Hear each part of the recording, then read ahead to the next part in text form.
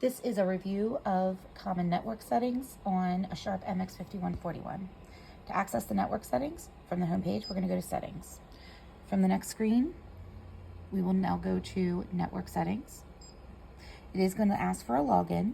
The administrator login typically defaults to admin, ADMIN. We're going to put that in and press OK. And the next screen is going to fill up with these little asterisks. Just hit login. We are in. Okay, at the top, the section is dedicated to the connection type.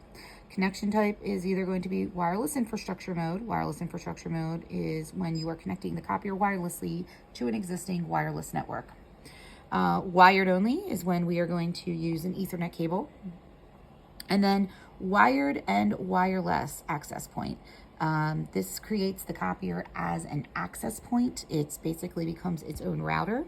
It is not online when you do this option. This is only to be used when there are no connectivity options available. Okay, if we leave that at wireless access mode, the next section down here, also important to note that if you make any changes to this, you have to hit the submit button directly under it. It will immediately ask you to reboot, say yes. Hitting submit in any other section is not going to make any changes to this. All right, the next section that we have is our IPv4 settings.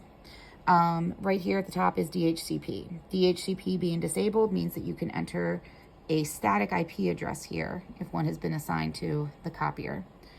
Otherwise, the DHCP settings should be enabled, and when you enable it and reboot, hit submit, say reboot now, that will assign an IP address from the network to the copier, whatever is available. Once you have the DHCP enabled, if you go back into this section, this set of this IP address underneath of where it says IPv4 in the parentheses, that is the IP address that has been assigned to your machine. You do not go off of, even though in this video they are identical, you will not go off of this, and DHCP would go off of this one.